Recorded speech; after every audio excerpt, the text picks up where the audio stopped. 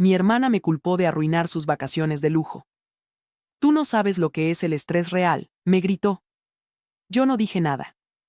3 días después, mi jefe la llamó para cancelar la entrevista de trabajo de sus sueños. Mi nombre es Irene, y a mis 26 años, soy la gestora de crisis no oficial de mi hermana mayor, Valeria. Valeria, a sus 30, vive en un estado de estrés perpetuo y autoinfligido. Su vida, para un observador externo, es perfecta. Un marido con un buen trabajo, un apartamento precioso y un puesto como gerente de marketing en una empresa de moda. Pero para Valeria, la vida es una serie de emergencias de primer nivel. Una mala manicura, un restaurante sin reserva, una talla de vestido agotada. Cada pequeño inconveniente es, en sus palabras, una auténtica pesadilla. Todo cambió hace 5 años, cuando mi padre se casó con Verónica. Ella era una mujer elegante, con una sonrisa afilada y unos ojos que calculaban el valor de todo lo que miraban. Nunca me gustó, pero amaba a mi padre, y él parecía feliz. Cuando él falleció de un infarto repentino el año pasado, mi mundo se vino abajo. Y el de ella, cambió para mejor. Según el testamento de mi padre, Verónica heredó su participación mayoritaria en la empresa, convirtiéndose en la nueva presidenta de la junta directiva. A mí me dejó una participación minoritaria y mi puesto como jefa de operaciones. Confío en que las dos llevaréis mi legado hacia el futuro, decía su última carta. Mi padre, en su bondad, nunca vio la ambición depredadora que se escondía detrás de la sonrisa de su esposa. Desde el momento en que Verónica tomó el control, empezó una guerra fría. Cuestionaba cada una de mis decisiones, me excluía de las reuniones importantes y empezó a llenar los puestos directivos con sus propios leales, gente del mundo de las finanzas que no sabía nada de logística. La cultura de la empresa, antes familiar y basada en la lealtad, se volvió tóxica y corporativa. Los empleados veteranos, amigos de mi padre, empezaron a renunciar. Yo aguanté. Lo hice por el legado de mi padre y por los empleados que quedaban. Trabajé más duro que nunca, intentando mantener el barco a flote mientras mi madrastra hacía todo lo posible por hundirlo con sus malas decisiones. El golpe final llegó el lunes pasado. Verónica convocó una reunión de la junta. Entré en la sala y la encontré sentada a la cabecera de la mesa, rodeada de sus nuevos directivos. Me miró con una frialdad que helaba. Alicia, comenzó, sin preámbulos. La junta ha decidido que es hora de hacer algunos cambios para asegurar el futuro de la empresa. Hemos decidido rescindir tu contrato. Me quedé mirándola, sin poder creer lo que oía. ¿Despedirme? ¿De la empresa de mi padre? Ya no es la empresa de tu padre. Es mía. Respondió, saboreando cada palabra. Y he decidido que los puestos de alta dirección deben ser ocupados por la familia. La familia de sangre es primero. Señaló a su sobrino, un chico de 25 años recién salido de la universidad al que había contratado la semana pasada. Carlos será el nuevo jefe de operaciones. La humillación fue absoluta. No solo me estaba despidiendo, sino que me estaba reemplazando con su propio y claramente incompetente familiar. Era un golpe de estado. No puedes hacer esto, le dije, mi voz temblaba de rabia. Ya está hecho, respondió. El personal de seguridad te acompañará a tu oficina para que recojas tus pertenencias personales. Tienes 15 minutos. Me levanté, con la cabeza bien alta, y salí de esa sala sin darle la satisfacción de verme derrumbada. 2 guardias de seguridad me siguieron a una distancia respetuosa. En mi oficina, la que había compartido con mi padre durante años, ya había una caja de cartón sobre mi escritorio. Con una sensación de irrealidad, empecé a meter mis cosas en la caja, una foto de mi padre y mía, mis tazas de café, algunos libros. Mientras vaciaba el último cajón, encontré un viejo disco duro externo que mi padre usaba para hacer copias de seguridad. Lo había olvidado por completo. Lo metí en la caja sin pensarlo, junto a un montón de cables y cargadores viejos. 10 minutos después, estaba de pie junto a mi coche en el aparcamiento, con una única caja de cartón que contenía los restos de mi vida profesional. Verónica apareció, impecable en su traje de diseñador. Aquí tienes, me dijo, tendiéndome la caja que yo misma había empaquetado. Tus pertenencias, y aquí está tu liquidación. Hemos sido muy generosos. Me entregó un sobre. Dentro había un cheque que era una fracción de lo que legalmente me correspondía. La miré, a ella y a la caja. Esto no ha terminado, Verónica. Ella se rió, una risa genuina y cruel. ¿De verdad? ¿Qué vas a hacer? Demandarme. Soy la accionista mayoritaria. Soy la dueña. Has perdido. Acéptalo. Se dio la vuelta y volvió a entrar en el edificio que mi padre había construido. Esa noche, en mi apartamento, finalmente me permití derrumbarme. Lloré por mi padre, por su legado, por la injusticia de todo.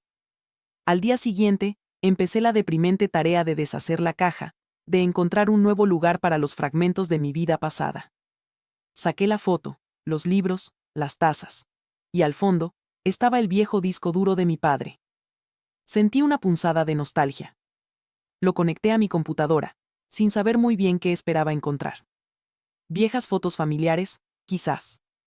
Documentos antiguos de la empresa. El disco duro era un desastre, un laberinto de carpetas sin nombre y archivos duplicados, típico de mi padre. Empecé a hacer clic, abriendo carpetas al azar. La mayoría eran fotos de viajes y catálogos de camiones. Estaba a punto de rendirme cuando vi una carpeta con un nombre extraño. Revisiones, seguro.ume. La abrí. Dentro, había docenas de archivos de audio. Hice clic en el primero. Era una grabación de una llamada telefónica. La calidad era excelente. Reconocí la voz de mi padre. Y luego, la otra voz. La de Verónica. Estaban discutiendo sobre las primas del seguro de la empresa. Abrí otro archivo. Y otro. Y otro. Eran horas de conversaciones grabadas. Mi padre, que era desconfiado por naturaleza, había estado grabando en secreto sus llamadas con Verónica durante meses antes de morir. Y mientras escuchaba esas grabaciones, mi dolor se convirtió en una furia helada. Porque no solo hablaban de seguros. Verónica, creyendo que hablaba en privado, se jactaba de cómo estaba desviando fondos a través de facturas falsas de proveedores. Se reía de cómo había creado una empresa fantasma para cobrar por servicios de consultoría que nunca se prestaron. Hablaba de su plan para, una vez que mi padre falleciera, echarme y vender la empresa pieza por pieza. No era solo un plan. Era una confesión. Una confesión detallada de años de fraude. Mi madrastra no sabía que, en su prisa por humillarme, me había entregado ella misma la única prueba que necesitaba para destruirla. En su prisa por humillarme, me había entregado ella misma la única prueba que necesitaba para destruirla. Me pasé toda la noche escuchando. Cada archivo de audio era un clavo más en el ataúd de Verónica. Estaba todo allí. Las fechas, las cantidades, los nombres de sus empresas fantasma. Mi padre, en su creciente desconfianza, había documentado sin saberlo el mapa completo de su propia traición. No era solo la dueña de la empresa. Era una ladrona que se había sentado en el trono. A la mañana siguiente, no sentí la necesidad de llorar. La rabia se había transformado en una claridad de propósito. Soy la hija de mi padre, pero también soy abogada. Y mi madrastra no solo había cometido un acto de crueldad familiar.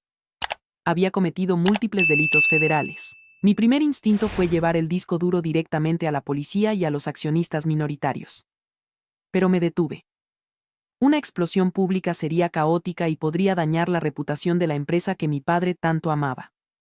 La venganza, como la ley, debía ser precisa, metódica y, sobre todo, elegante.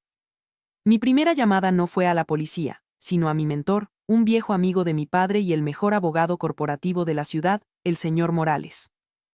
Le conté la historia, desde el despido hasta el descubrimiento en el disco duro.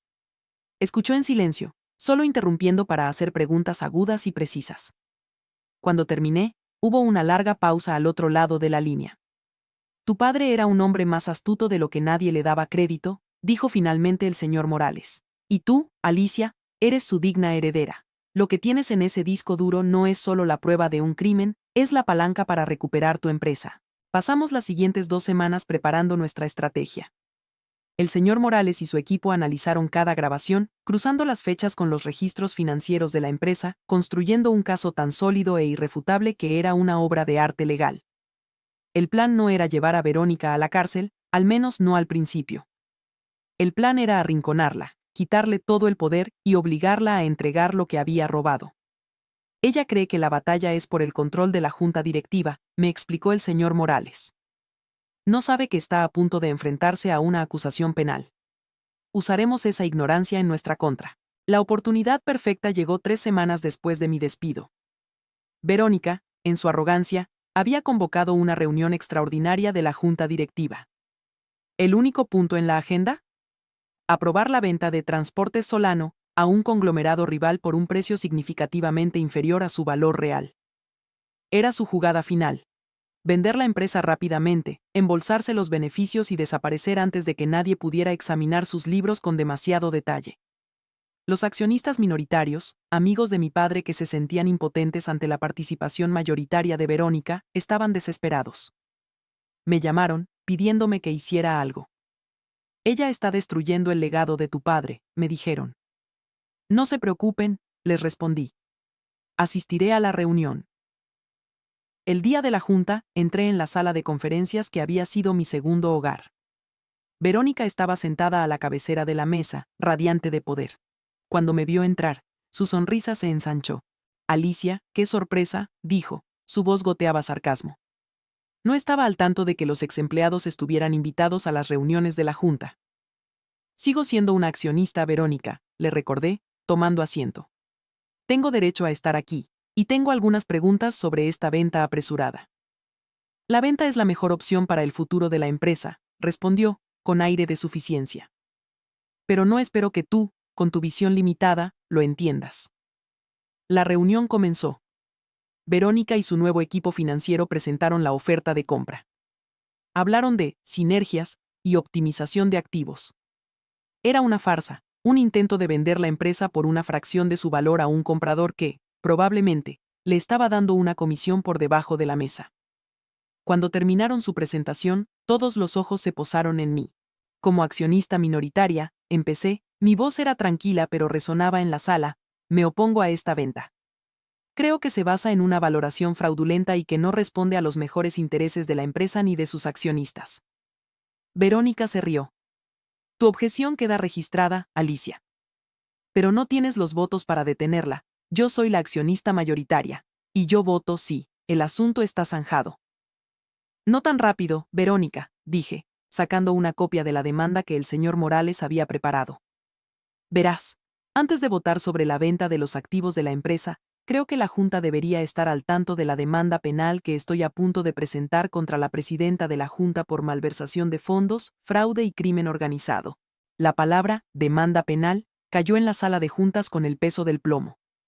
Los nuevos directivos de Verónica se miraron unos a otros, confundidos. Los antiguos amigos de mi padre, los accionistas minoritarios, se inclinaron hacia adelante, con una nueva luz de esperanza en sus ojos. Verónica, por primera vez, perdió la compostura. Una risa nerviosa y aguda escapó de sus labios. ¿Demanda penal?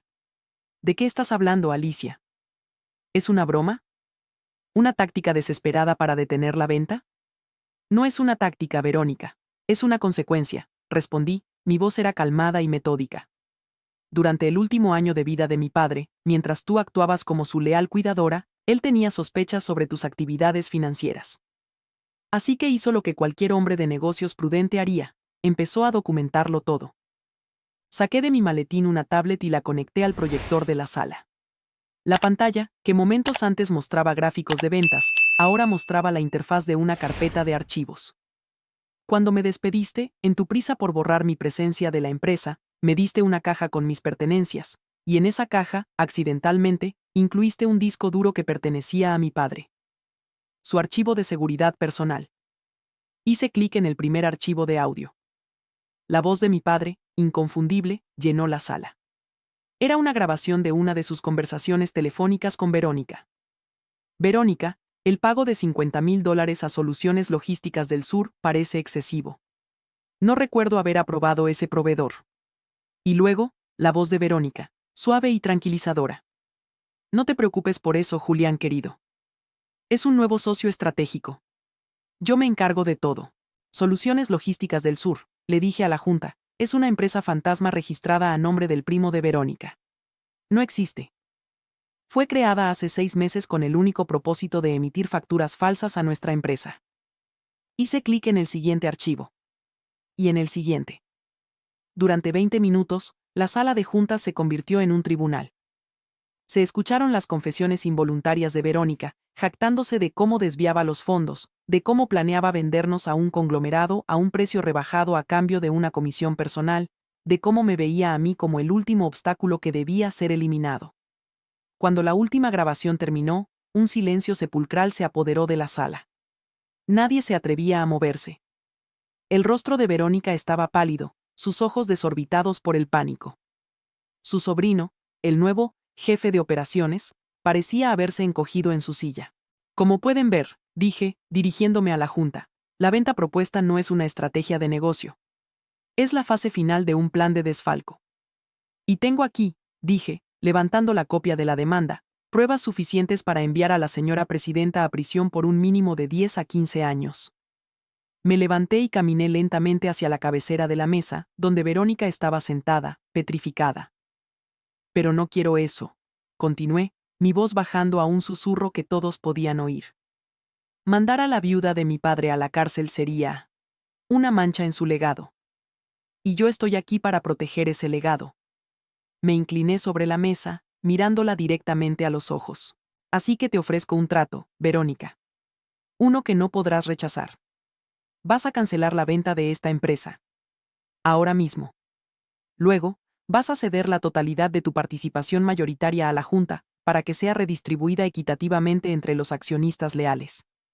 Y finalmente, vas a firmar tu renuncia irrevocable a cualquier puesto en esta empresa y te marcharás. Hoy. No te llevarás nada más que tu bolso y tu reputación intacta. A cambio, este disco duro y todas sus copias desaparecerán. Ella me miró, su mente calculadora trabajando a toda velocidad, buscando una salida, una escapatoria que no existía. Tienes 60 segundos para decidir, añadí, mirando mi reloj. Después de eso, mi abogado presentará esta demanda ante la Fiscalía. 59, 58. El segundero de mi reloj avanzaba con una lentitud tortuosa. 57. 56. Cada segundo era un martillazo en el ataúd de la carrera de Verónica. Podía ver el pánico en sus ojos, la lucha interna entre su orgullo y su miedo a la prisión. Su sobrino y sus otros leales en la junta la miraban, esperando que su líder tuviera una respuesta, un plan brillante. Pero no había ninguno. Su única habilidad siempre había sido la manipulación en las sombras, no la confrontación bajo la luz de pruebas irrefutables. 10 segundos, Verónica, dije, mi voz era tranquila. 9, 8. De acuerdo, exclamó. Su voz fue un chillido agudo. Acepto tus condiciones. Me recosté en mi silla. Una sabia decisión. El resto de la reunión fue la demolición controlada y eficiente de su poder. El señor Morales, mi mentor, a quien había pedido que esperara fuera, entró en la sala con una carpeta que ya contenía todos los documentos necesarios. Él, previendo el resultado, había venido preparado. Primero, Verónica, con una mano temblorosa, firmó la anulación de la propuesta de venta de la empresa. Luego, firmó la transferencia de su participación mayoritaria a un fondo administrado por la Junta Directiva. Y finalmente, firmó su renuncia, efectiva de inmediato. Creo que eso es todo, dijo el señor Morales, recogiendo los documentos. Señora, le sugiero que recoja sus pertenencias personales y abandone el edificio. Discretamente. Verónica se levantó, su rostro era una máscara de odio impotente. No me miró a mí. Miró a los accionistas, a sus antiguos aliados. Ninguno le devolvió la mirada. La habían abandonado en el momento en que se convirtió en un riesgo. Sin decir una palabra, tomó su bolso de diseñador y salió de la sala de juntas, dejando atrás el imperio que había intentado robar. En cuanto la puerta se cerró, uno de los viejos amigos de mi padre, el señor Torres, se puso de pie. Creo que nuestro siguiente punto en la agenda, dijo, con una sonrisa que no había visto en más de un año, es nombrar a un nuevo presidente de la Junta Directiva. Propongo a la única persona que ha demostrado tener la inteligencia, la valentía y la lealtad para dirigir el legado de Julián Solano, su hija, Alicia. La moción fue secundada y aprobada por unanimidad. Un año después, Transportes Solano no solo se había recuperado, sino que estaba prosperando como nunca. Recontraté a los viejos empleados que Verónica había despedido, devolviendo a la empresa su cultura de lealtad y trabajo en equipo. Usando mi conocimiento del negocio y la nueva confianza de la Junta, expandimos nuestras operaciones, asegurando contratos más grandes y rentables. El disco duro de mi padre ahora descansa en la caja fuerte de mi oficina. Es un recordatorio, no de la traición de mi madrastra, sino de la astucia silenciosa de mi padre. Él no confió en ella, pero sí confió en mí. Sabía que, si algo le pasaba, yo sería la única capaz de descifrar sus pistas y proteger su legado. Su testamento no estaba escrito en papel, sino en archivos de audio. Una tarde, mientras miraba por la ventana de la oficina que una vez fue de mi padre, vi uno de nuestros nuevos camiones saliendo del patio, con el logo de Solano brillando bajo el sol. Mi madrastra me había despedido diciendo que la familia de sangre es primero. Y al final, tenía razón. Yo, la hija de la sangre de Julián Solano, había prevalecido. Mi tía, en aquella otra historia lejana, me había llamado una decepción, me había dicho que mi madre no me había dejado nada de valor. Verónica había intentado borrarme de la empresa de mi padre. Pero cometió el mismo error que tantos otros antes. Subestimarme. Ambas habían cometido el mismo error fundamental.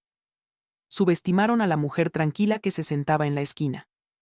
No sabían que mi silencio no era debilidad, sino observación. Y que, en mi mente de abogada, cada injusticia no era solo una herida, sino un precedente. Un precedente sobre el cual, tarde o temprano, construiría mi caso. Y siempre, siempre, ganaría.